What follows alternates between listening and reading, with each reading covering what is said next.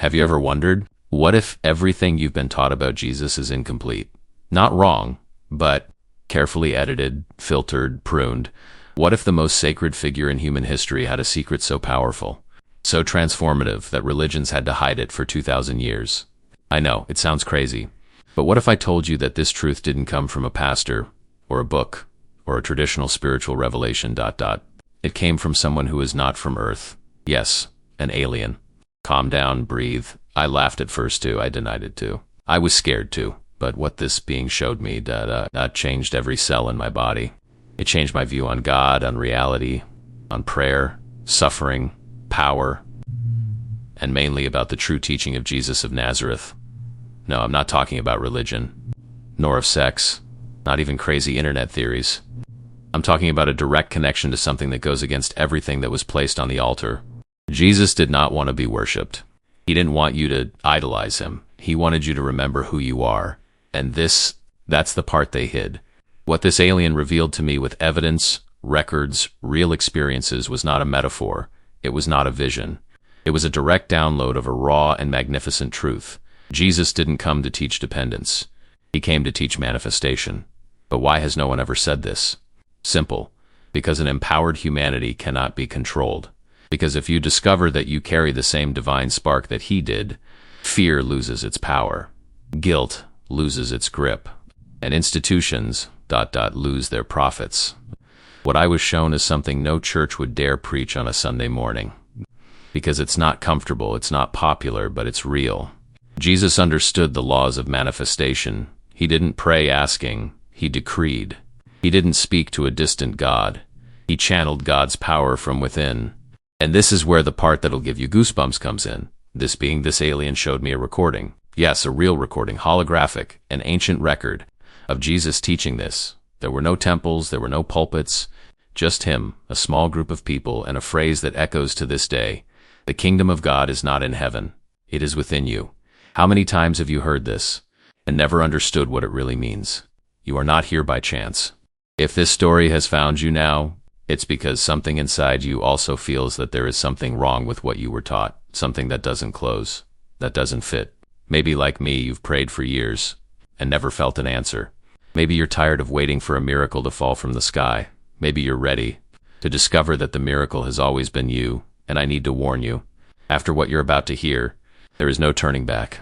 Because what Jesus actually said will collide directly with what you have spent your entire life believing, and yet will make everything finally make sense. Are you ready? So listen with an open heart, because now I'm going to tell you what happened on the 3 strangest and most sacred days of my life. The day an alien revealed to me the forgotten truth of Jesus ... and showed me for the first time how to manifest the impossible. So before I continue the story, which is not just a story but a calling, I need to ask you something. If something inside you trembled, if some part of your mind whispered, "This makes sense ... then comment below. Comment on what you felt. Comment on whether you have had strange experiences with faith, with prayer, with something that seemed supernatural. Or just right. I'm ready. Because when you comment, you activate more than the algorithm. You activate a current, a field, an invisible network of people awakening, and that matters more than you think. Now, if you felt this message came to you for some greater reason, ... if you think this truth needs to reach more people, then leave a like now. It's not out of vanity. It's because every like pushes this video into more eyes hungry for the truth. And the truth, especially this one, can no longer be buried. And please ... subscribe to the channel. It's not as a number, but as a compromise. Because what I'm going to tell you now, it's just the beginning. Jesus told me, or rather showed me, why so many prayers never work. And the alien ... he proved it. So take a deep breath. The next part will shake everything you believe about God, reality, and personal power. The truth is coming, and it carries too much light to stay hidden any longer. ... Jesus told me, or rather, showed me, why so many prayers never work. And the alien, he proved it. But to get to that point, I need to take you back. Not only in time, but within me. Because it all started on an ordinary night. Overcast sky, light rain beating on the roof, and me sitting alone in the kitchen with the bitter coffee in my cup and a crushing silence around me. I've been praying for over 30 years, not with memorized words. I pray that way. Sincere, desperate, sometimes on my knees, sometimes just with my thoughts, asking for answers. for relief, for some sign that God was listening. But all I got was silence. And that night I no longer even asked with hope. It was just habit. It was like talking to a closed door, hoping that one day it would open. But that day, the door didn't open. She exploded. Not literally, of course. But something happened in that field behind my house. A dull, heavy rumble, as if the sky had dropped a secret it no longer wanted to keep. At first I thought it was a fallen tree, or some lightning. But when I looked out the window, there was something out there. Something that shouldn't be there. A strange light. A metallic shine. Something large yet silent. It's almost as if the air itself were holding its breath. I walked to the door. My skin was crawling, my mind was saying no way, but my feet went. And when I got close, the world stopped. It was a ship. Not the kind you see in movies, full of flashing lights and doors opening with smoke. It was clean, fluid. The metal felt like still water, and beside her him. The being, humanoid, but not human. Gray skin, huge black eyes, so deep-set it seemed he saw more than just my face. It was like he was looking right into a part of me that I hadn't looked at in years. A broken part. And then, without moving my mouth, I heard his voice. In my mind, I didn't come to scare you. I need your help. Have you ever felt your soul want to run, but your body stays still? It was like this. Everything in me screamed that this was impossible. But deep down, there was something in me that recognized that, as if in some inexplicable way I already knew that moment was going to come. And I helped. I fixed the ship. I took it to my shed. I hid it. For 3 days we worked together. I with my hands, he with his mind. And in the midst of wires, tools, and silence, he told me the truth. He told me about Jesus, not the Jesus of the cross, not the Jesus of the paintings, not the Jesus they ask us to worship but never imitate. The real Jesus, he who did not come to found a religion, the one who didn't ask to be followed like an unattainable master, but as a reminder of what we all are. He said, Jesus understood the laws of manifestation. He knew how thought shaped matter, how emotion amplified creation, and how certainty manifested the miracle, and I was speechless. Because everything I'd ever been taught about prayer that I should ask, beg, wait, he dismantled in seconds. The problem, he said, is that you have been taught to pray as victims, asking for what they should already be decreeing. And that's when he showed me. Yes, he showed me. A recording. A hologram. Jesus in the flesh, tunic and eyes shining with something that words cannot explain. No crowds, just him and a few simple men, listening attentively. And between his gestures, the being translated for me, the kingdom of God is within you, this sentence. I had already heard, but I never understood. Because the truth is that we have been conditioned to look outside, in saints, in altars, in pastors, but never inside. And the being said to me, Frank, you have been programmed to forget that you carry the spark. Jesus did not heal with magic. He activated healing within people. He did not ask God as a servant. He thanked me as a co-creator. And in that moment, I broke, I cried, I rebelled, I felt guilt, shame, anger, years, decades. Kneeling before a God I believed was far away while he was always within me. You know that feeling of being deceived your whole life? That was it. But there was also another feeling growing there, release. Because if it was true that I was manifesting my own reality with negative thoughts, so it was also true that I could change all of that. And that's when he proposed an experiment to me. Choose a sign, something simple but specific. Feel that it has already happened. And just observe. I chose number 47. No logical reason. It just came.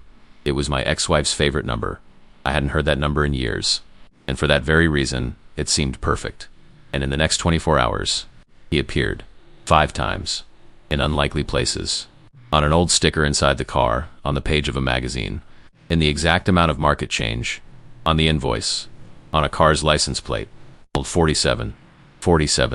I was no longer asking God to answer me. I was decreeing that he already had it. It was as if the universe had finally said, now you get it. So, if you've made it this far, it's because part of you knows too that there is something wrong with the way they taught the faith, with the way they say you should live, with the way they make you feel small, guilty, powerless. Maybe you've also felt that tightness in your chest, this doubt that never goes away, that whisper that says there's more, there's something more, and it really does. But it's not over yet. What happened after this experiment? What he showed me about healing, about energy, about frequency, about the true power of prayer will change everything you believe about miracles. But before we continue, answer me here in the comments. Have you ever felt like your prayer fell on deaf ears? Have you ever had an experience that made you question everything? Or if you're just here because you felt something strange, right there. Something brought me here, right your way, but right. And if you're still with me, it's because this touched you.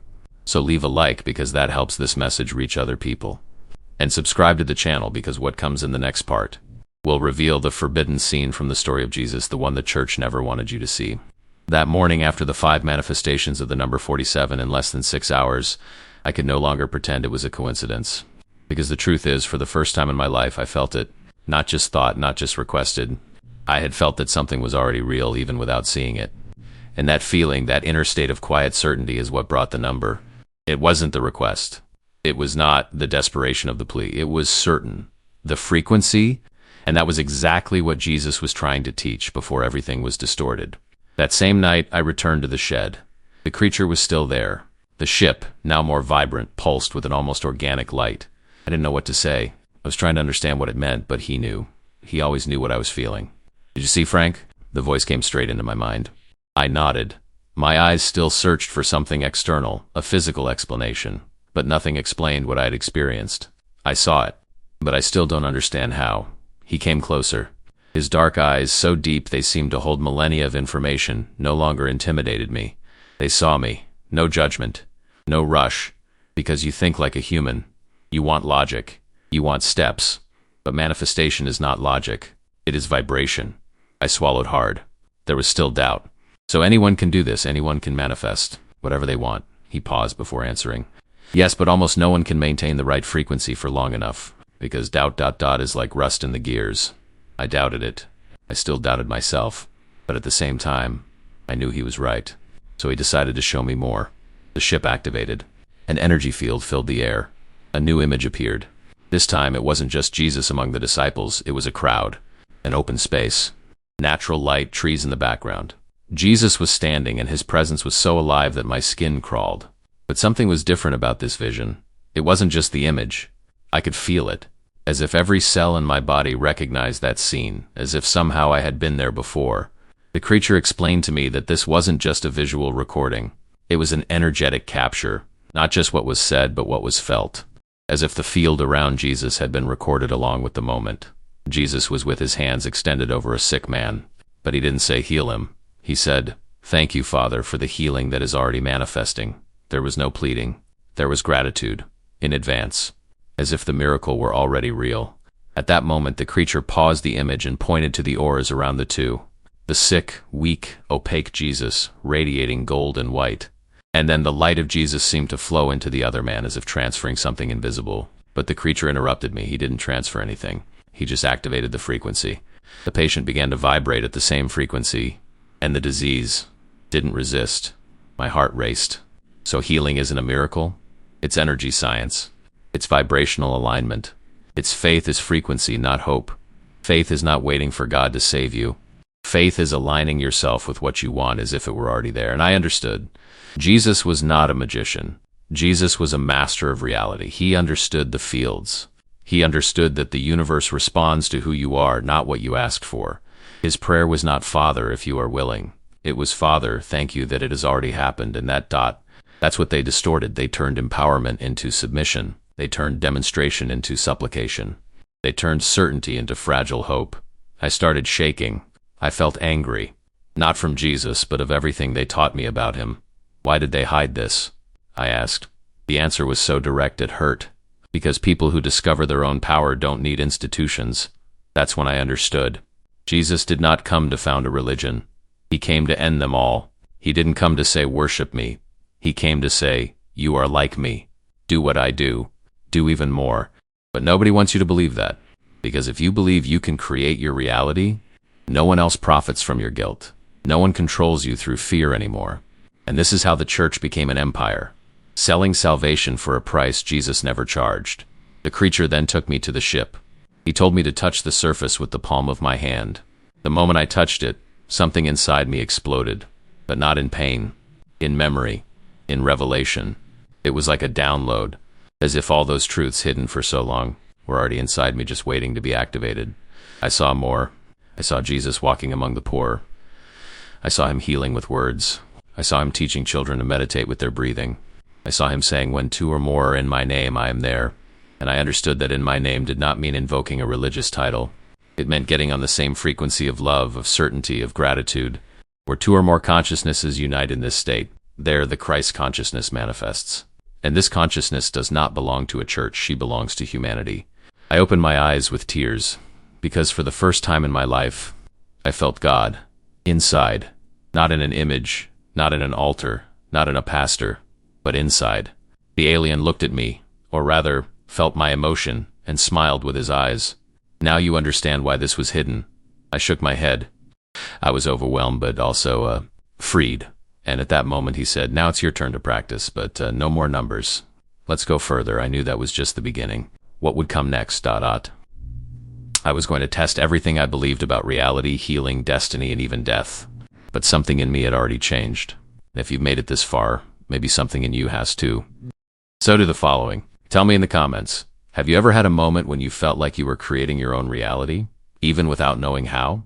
It could be something small. A thought that turned into a coincidence. A wish that came true out of nowhere. He writes, "I felt that too." Or if you like, write, "The Christ consciousness is awakening in me." Write your way, but write.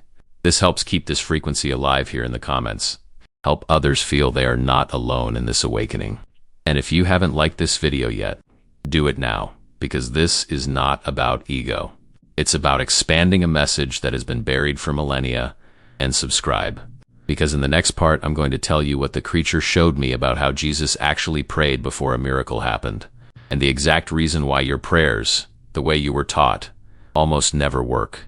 I still had my hand resting on that ship, but it wasn't just the physical touch. It was as if she were alive, as if she were reading my field, scanning my doubts, sensing the frequency of my deepest thoughts. It was then that the being said to me, "Now you will see what humanity has forgotten, how Jesus really prayed, not as a ritual, not as a request, but as direct access to the creative frequency." The image changed. The field around the ship shimmered, projecting a new scene. It was Jesus, again, but different from the other visions. He was alone. No crowd, no disciples. Sitting on a rock, overlooking a valley, with the reddish late afternoon sky. That image carried a profound peace, but also a quiet strength. A presence so dense it seemed to push the air. His eyes were closed. His hands were open, facing the sky. His breathing was slow. But the most striking thing was not what was seen. That's what it felt like.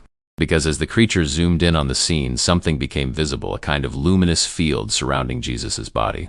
It was a soft golden light pulsing in waves as if her body was in sync with something much larger.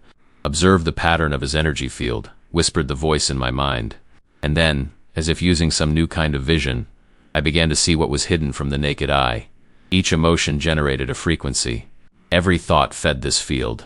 But what gave me goosebumps was when the creature paused the scene and said, "Now see the difference." The images changed.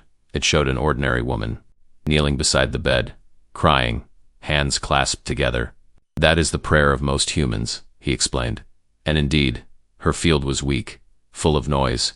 The color oscillated between gray, red, a heavy energy of despair and fear. She's asking for help, but vibrating with scarcity. She's praying for healing, but feeling sick. She's seeking abundance, but anchored in lack. The field doesn't lie.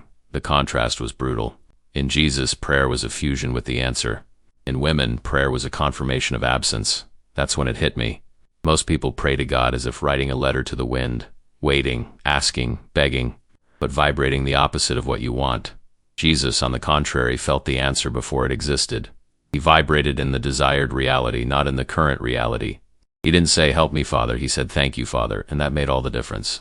Because the universe doesn't respond to what you want, it responds to what you are, the frequency you emit, even when you don't realize it.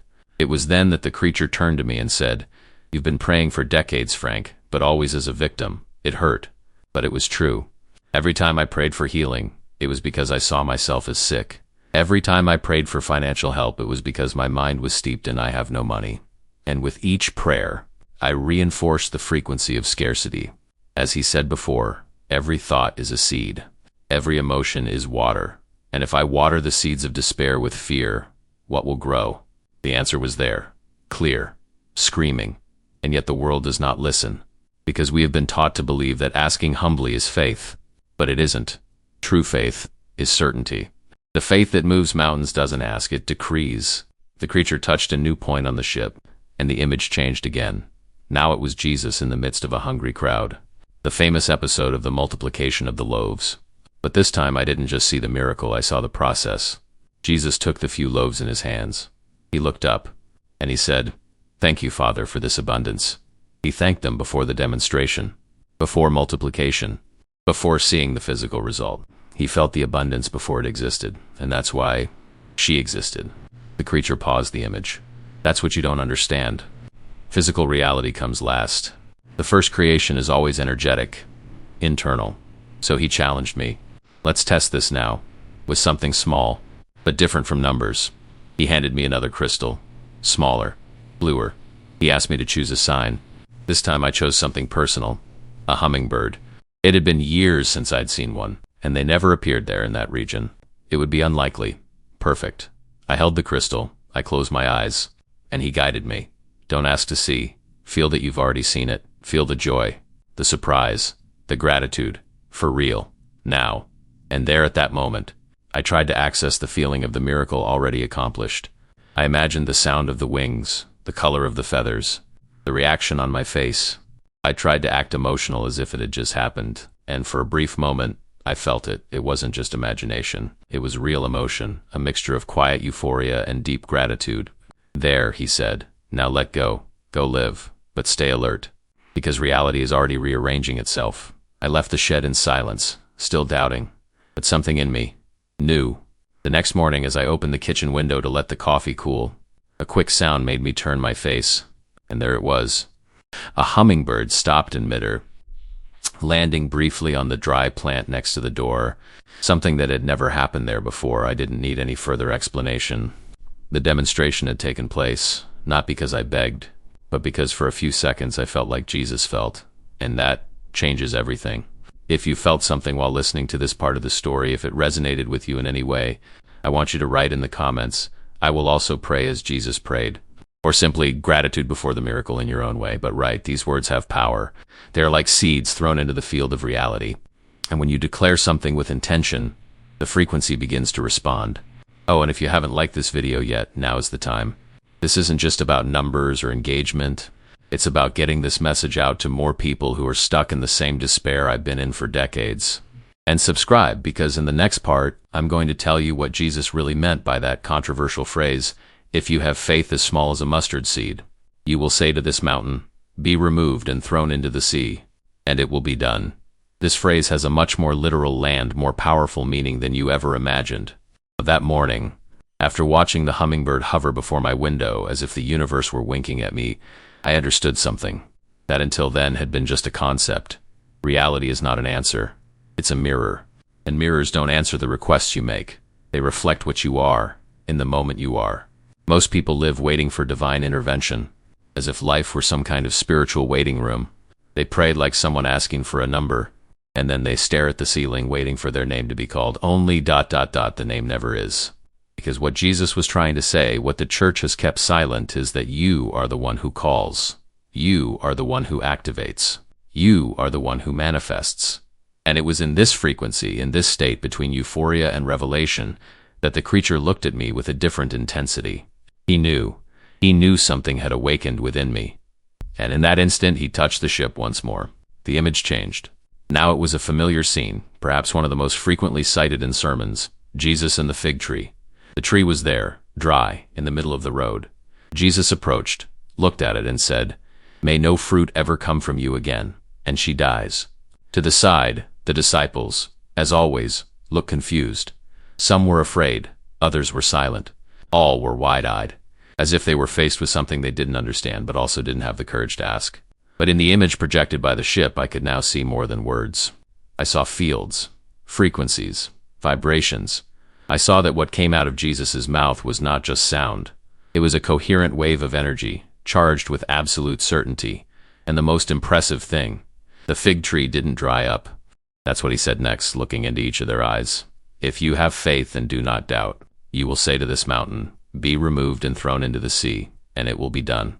In church, when I heard this, they told me it was a parable, that Jesus used figures of speech to teach humility. But the being there by my side was clear. It wasn't a metaphor. It was literal. But it can only be literal for those who understand what faith is. And that's when he showed me something that left me speechless. The scene changed. I saw a disciple, still a young man, trying to repeat what Jesus had done. He was trying to heal someone, but his vibrational field was unstable. He said the right words, but inside doubt vibrated louder than faith. The patient did not get better. And the young disciple, frustrated, said, "Lord, why didn't it work?" Jesus responded with something I have never forgotten. "Because you said it with your lips, but denied it with your heart." That sentence pierced me, because it was exactly what I had done my entire life. Speak with your lips, but deny with your heart. Praying beautiful words, but with fear inside. Declare victory, but celebrate defeat. The creature looked at me, as if it knew what I was feeling. And he explained, the faith that moves mountains is not intellectual faith. It is not a catchphrase. It is a frequency sustained with such intensity that reality has no choice but to rearrange itself. He then designed a new simulation. This time, with me trying to move something myself. A small rock in front of me. In the simulation, I repeated Jesus' phrase. But my mind, my heartbeat, my field, vibrated with doubt. Nothing happened. He paused the image. You see? You say, it's going to happen, but inside you're asking, will it? This contradictory frequency is like stepping on the accelerator with the brake on. Then he asked me to try again, in the mind, without speaking, just feel. And then he taught me an exercise that changed everything. Close your eyes, Frank. Breathe. Now remember a time when you were certain of something. It could be anything. A real memory of complete confidence. I remembered when I knew, without a shadow of a doubt, that my daughter was going to survive that surgery. Even without medical guarantees, I just knew.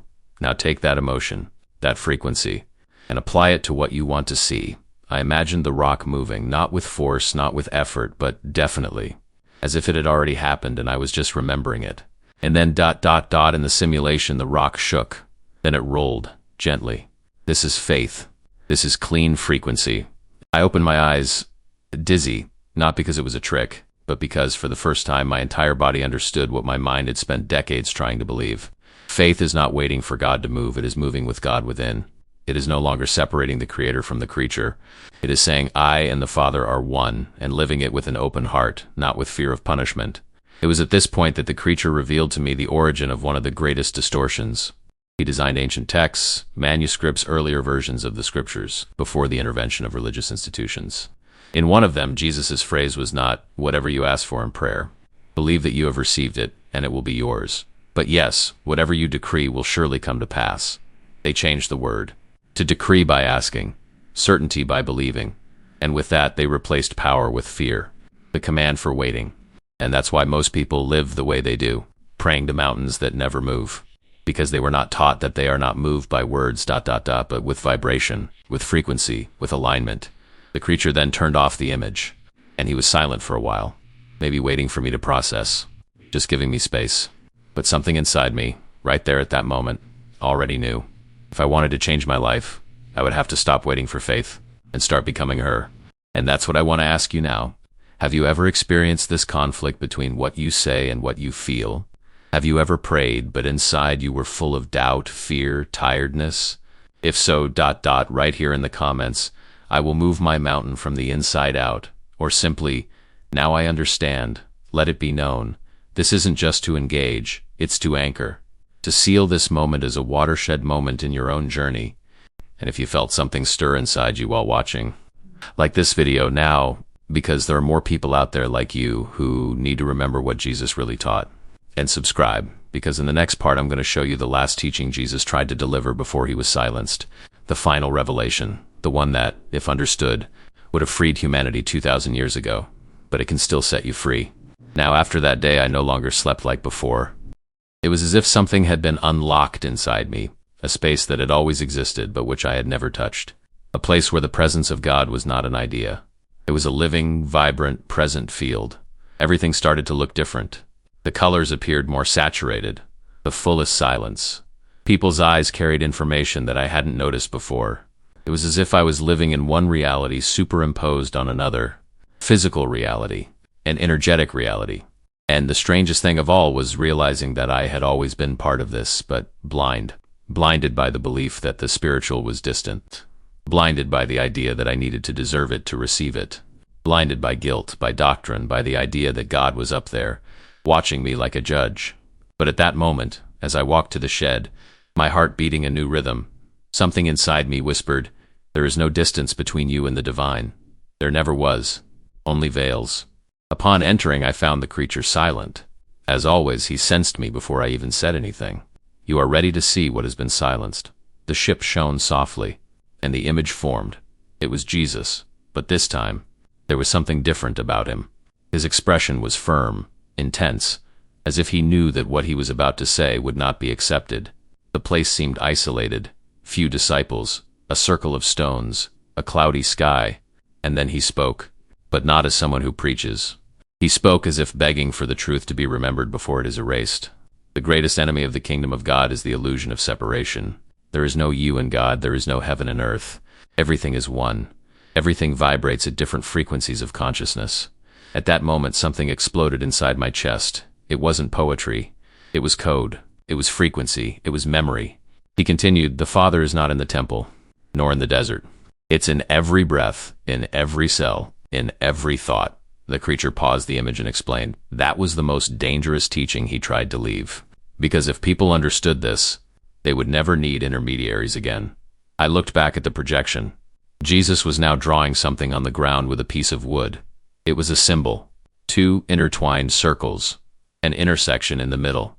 This is the place where heaven and earth touch. Not above, not below, but within you. The creature looked at me. The intersection, the bridge between the visible and the invisible. That is where Christ dwells, and that's when I finally understood what it meant to be a temple of the Spirit. It wasn't a pretty metaphor for the church to use. Era literal. The human body is a field of manifestation. When aligned, it becomes a direct channel to source, and that's why ... he was so controlled. They controlled what we ate, what we thought, what we felt. We were taught to be ashamed of the meat, to distrust one's own impulses, punishing pleasure, suppressing the body, while trying to seek God in spirit. But the being made it clear, without the body there is no grounding. Without grounding there is no creation. Without creation there is no manifestation. That was why Jesus didn't live in temples.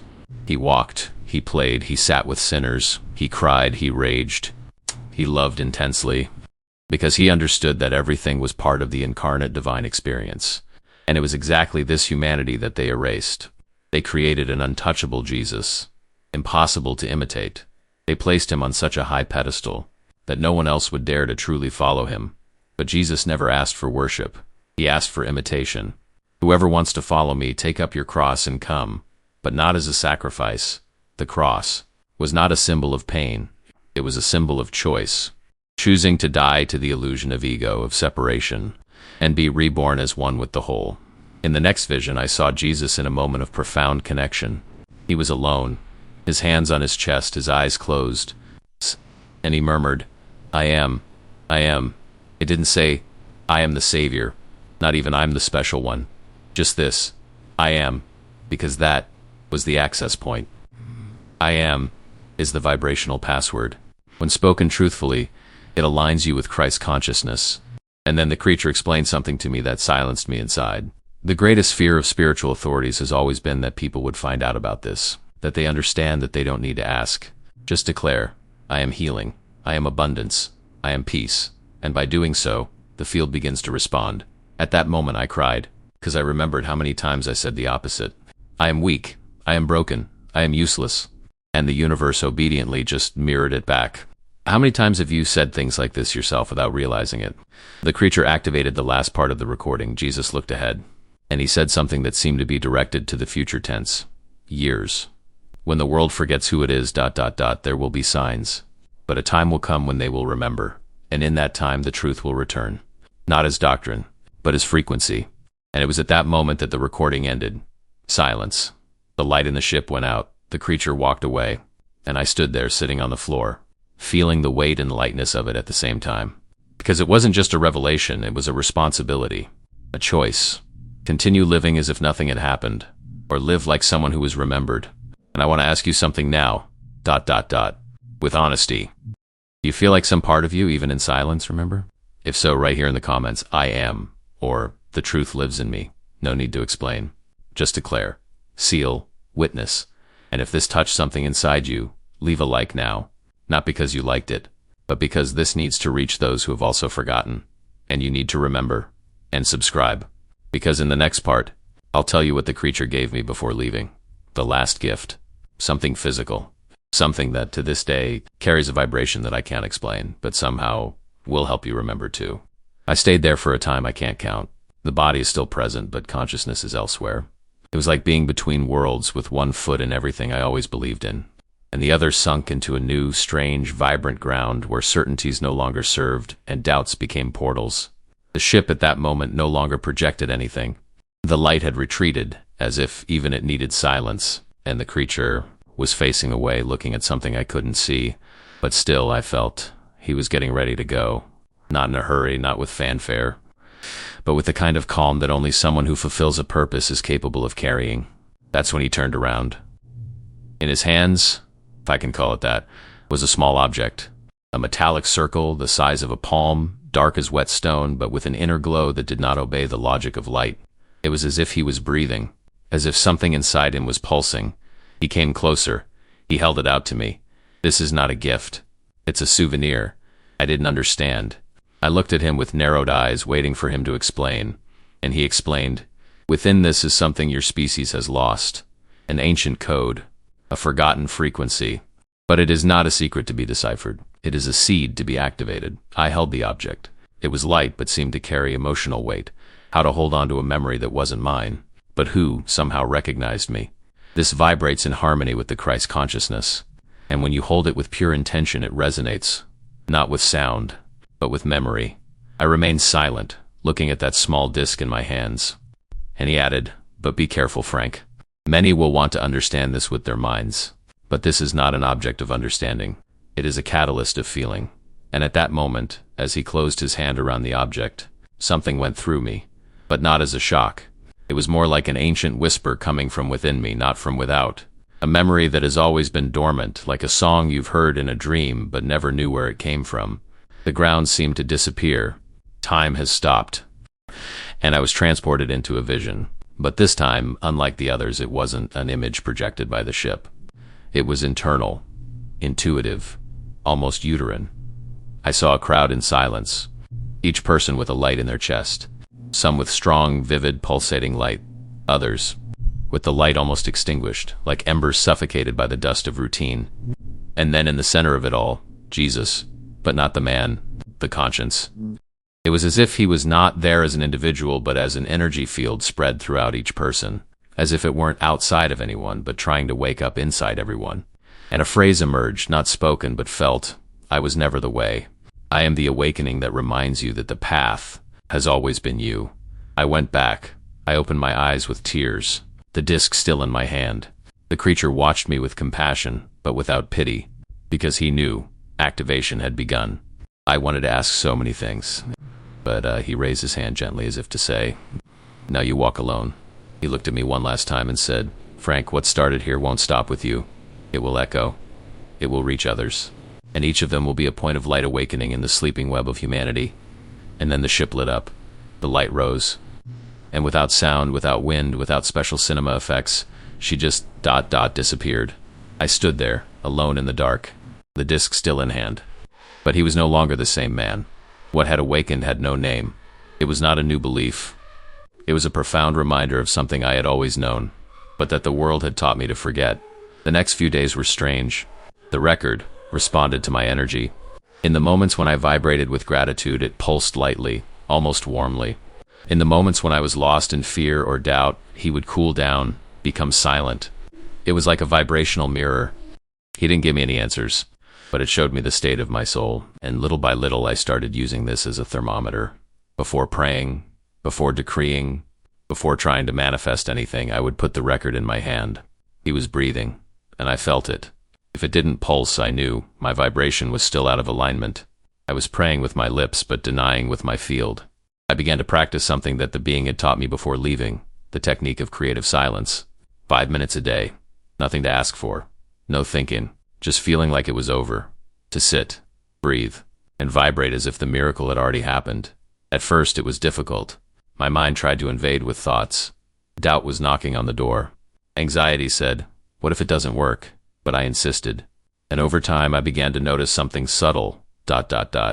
Things around me were changing. People I hadn't seen in years reappeared. Stuck situations began to flow. Small signs, simple things, but in sync with what I felt in practice. The record didn't do anything on its own, but it helped me realize when I was present, when my soul was connected to the source, and when not.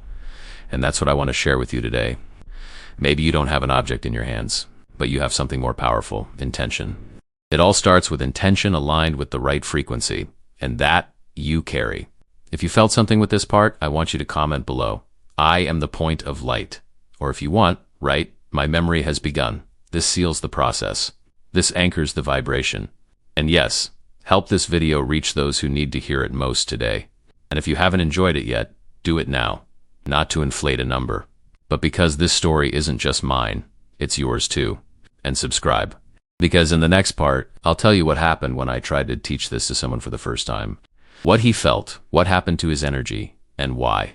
Ego resistance is the biggest block to the miracle. I knew that knowledge couldn't just stay with me. It was like trying to contain the sea in a glass. The vibration was too intense to remain locked inside his chest. She wanted to move, circulate, awaken others.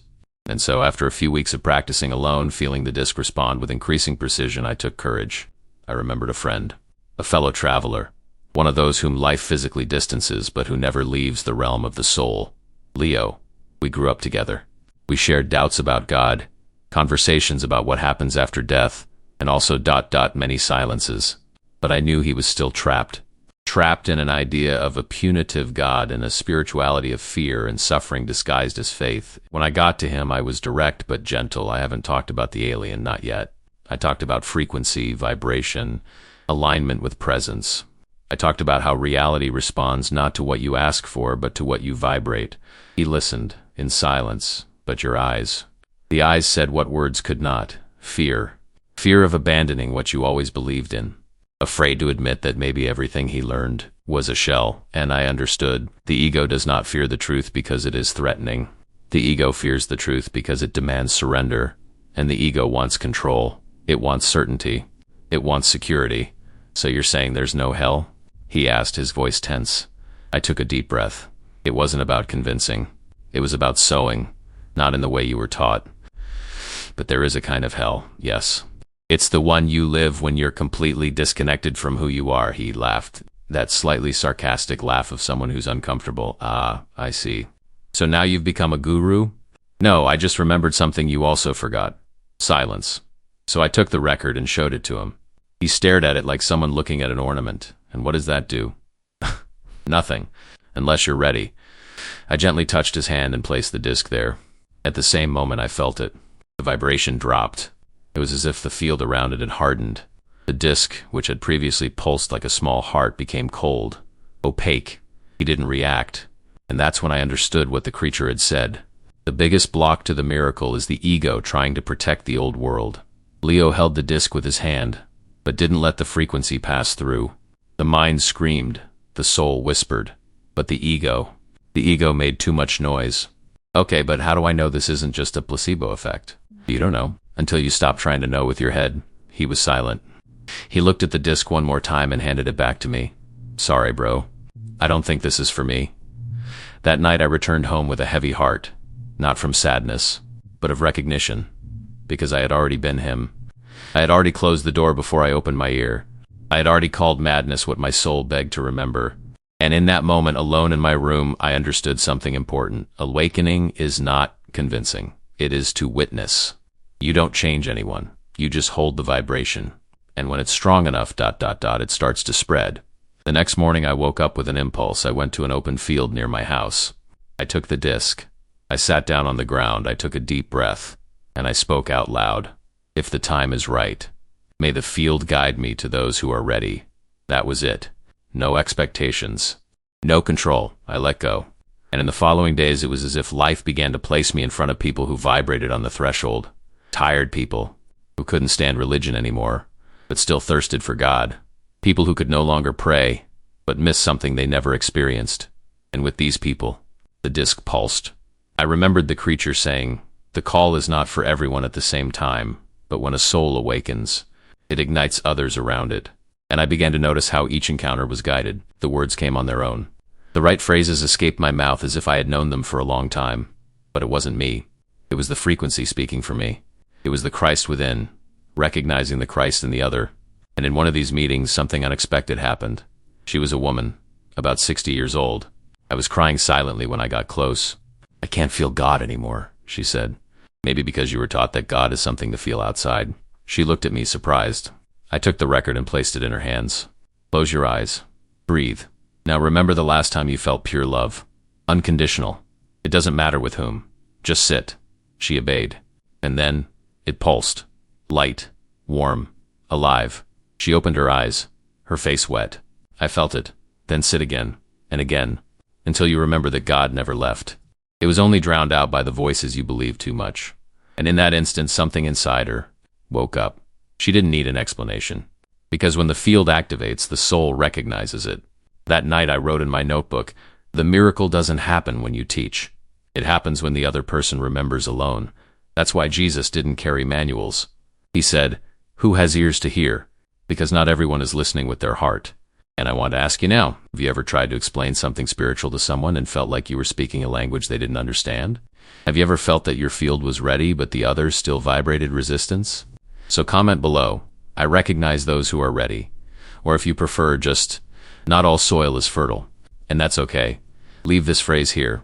It anchors the wisdom of respecting each other's time. And if this excerpt resonated with you, like the video, because the more we vibrate together, the more the network activates.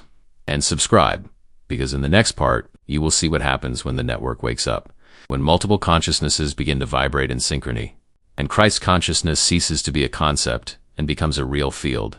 It was like this, almost silently, that everything began to spread, not by speeches, not by promises, but by frequency, as if a spark, upon meeting another, recognized the same fire. An activated soul passed something to the other, not in words but in presence, and that presence spoke for itself. I didn't know what I was building. It had no name. It was not a group nor a movement.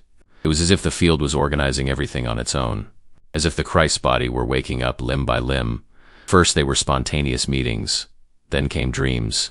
People came up to me saying they saw me in places I'd never been. Others said they felt a warmth in their chest when touching something simple or stone, a piece of wood, a single phrase, signs.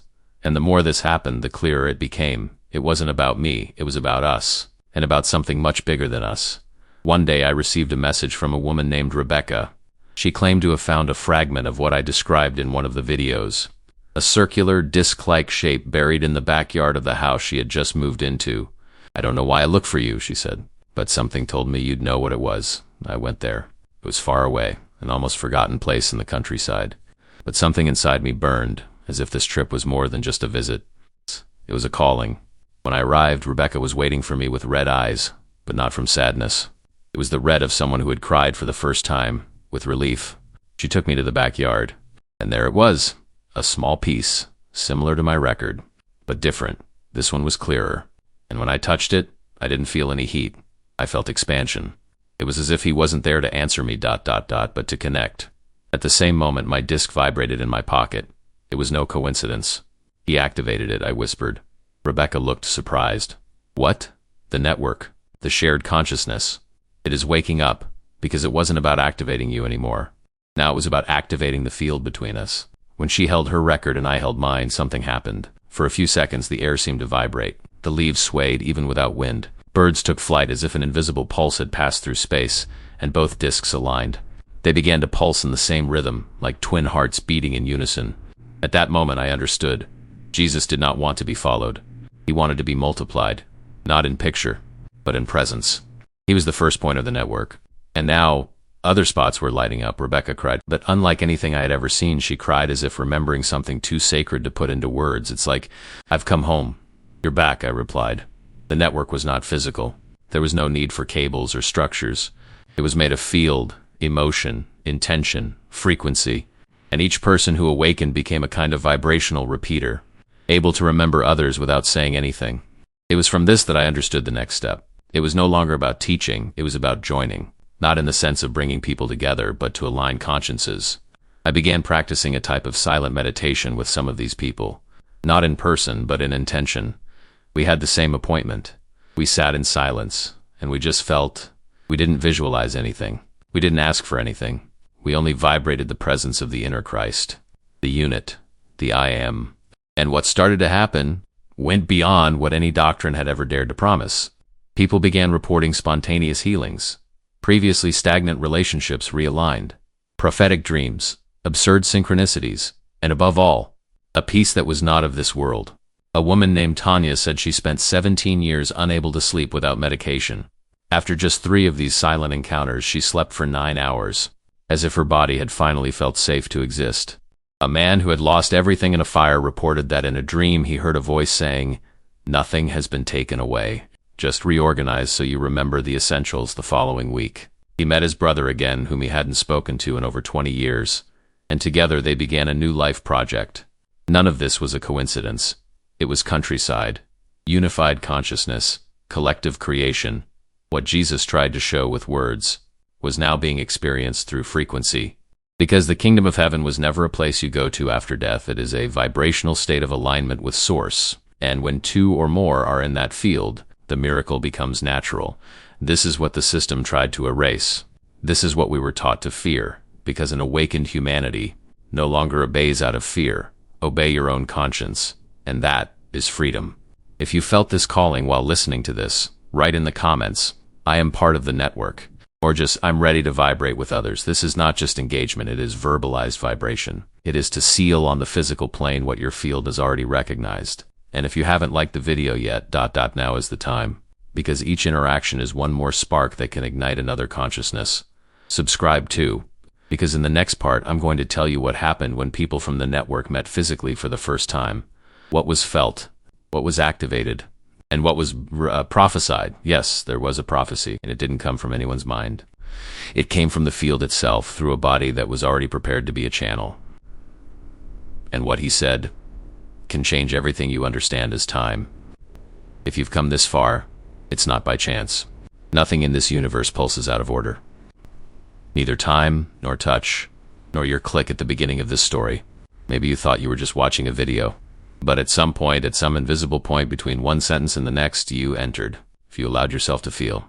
And now, you carry something new, even if you don't know how to name it yet, even if you still doubt it, even if part of you still resists.